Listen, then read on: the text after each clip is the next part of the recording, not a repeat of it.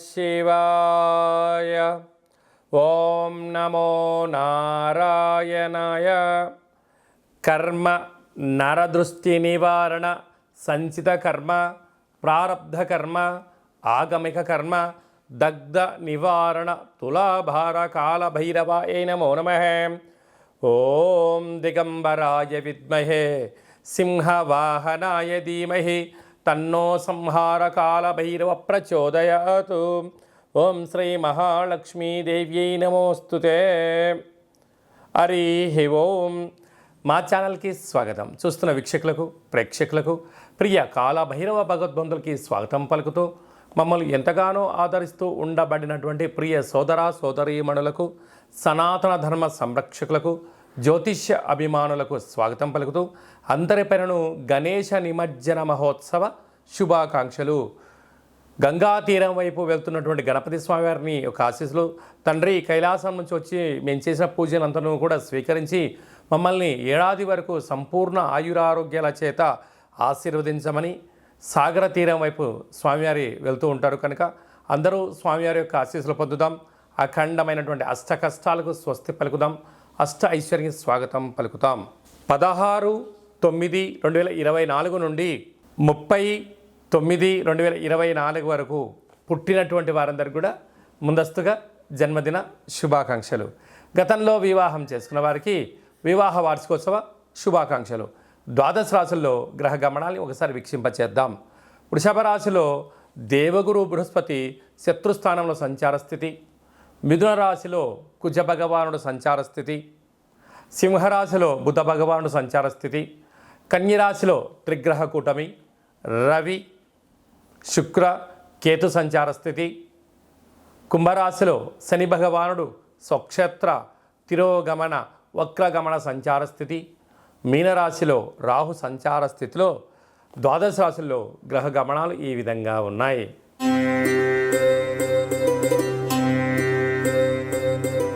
సింహరాశి వారు విఘ్నేశ్వర స్వామివారి యొక్క నిమజ్జన మహోత్సవ సందర్భంగా ఎలాంటి విధులను పాటించాలో ఈ వీడియోలో సవివరంగా సంపూర్ణంగా తెలుసుకుందాం.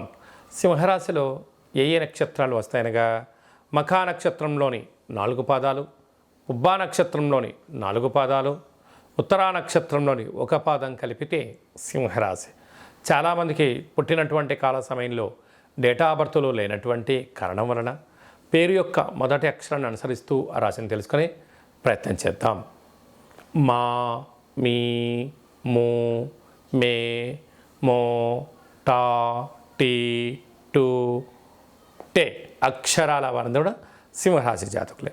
సింహరాశి యొక్క అధిపతి రవి భగవానుడు కనుక ఈ విఘ్నేశ్వర స్వామివారు విడికోల్పు మహోత్సవ సందర్భంగా గోధుమ పిండితో 6 ప్రమిదలను చేసి అందులో పాలను నీటి కన్నా పాలు పోసి కలిపి ఒక్కొక్క దాంట్లో 6 ఒత్తులు పెట్టి లేకపోతే ఒక్కో దాంట్లో ఒక ఒత్తిని పెట్టి గణపతి స్వామివారికి మంగళ నీరాజనలు సమర్పించి గోధుమ పిండితో కూడుకున్న లేకుంటే గోధుమ రవ్వతో కూడుకున్న నైవేద్యాన్ని ఏర్పాటు చేసి భక్తులకు ప్రసాదంగా పంచడం వలన ఆరోగ్య సమస్య, మనశ్శాంతి, రుణ రోగ శత్రుదోషాలు తొలగిపోయి విపరీతమైన ధన ఆకర్షణ సింహరాశి వారు సొంతమయ్యే పరిస్థితి ఉంటుంది.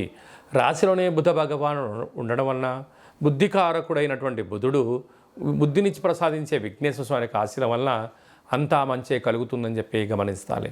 ధన వాక్కు కుటుంబ స్థానంలో రవి శుక్ర కేతు సంచార స్థితి ఉన్నప్పుడు దయచేసి విందులని వినోదాలని ఆర్భాటాలకు వెళ్ళొద్దు.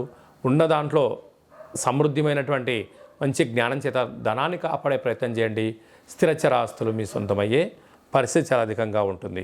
అదే కాకుండా సప్తమ స్థానంలో శని భగవానుడు వక్రగమన సంచార స్థితిలో ఉన్నప్పుడు వీలైనంత వరకు ప్రేమకు దూరంగా ఉండండి. భార్యాభర్తల మధ్య విభేదాలు వచ్చే అవకాశాలు ఉన్నాయి. నూతనమైన కార్యక్రమాలను ప్రారంభించడానికి ఇది అంత సరైన సమయం కాదు అని చెప్పి గమనించాలి. అష్టమంలో రాహు అనేక మంది శత్రువులు పొంచి ఉన్నారు. నీ తిండి తిని నీ నీళ్ళే తాగి నీ పక్కనే ఉంటూ నిన్ను వెన్నుపోటు పడవడానికి అనేక మంది సిద్ధంగా ఉన్నారు. ఎవరు మనవారు ఎవరు పరాయి వారు అని ఆలోచించుకోవడము మీ వ్యక్తిగతం అని చెప్పి గమనించగలగాలి. రాజ్యస్థానంలో గురు సంచార స్థితి ఉండడం వలన ఉద్యోగాల్లో, గృహంలో, వ్యాపారంలో మార్పులు సహజంగా ఉండే పరిస్థితి ఉంటుంది. కనుక ఇలాంటి కాల సమయంలో ఆధ్యాత్మికమైన చింతన, మంచి పుస్తకాలు, దేవాలయాల దర్శనాలు, దానం, ధర్మం, సేవ వలన మనశ్శాంతి మీ సొంతం అవుతుందని చెప్పి గమనించాలి. లాభస్థానంలో కుజుడు ఉండడం వలన స్థిరాస్తులు, చరాస్తులు సింహరాశి వారి సొంతమయ్యే పరిస్థితి చాలా అధికంగా ఉంటుంది.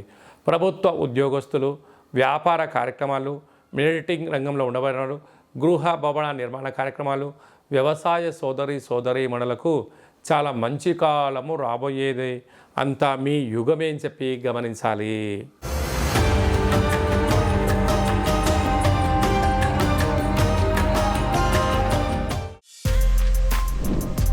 For more videos like this, subscribe Big TV channel.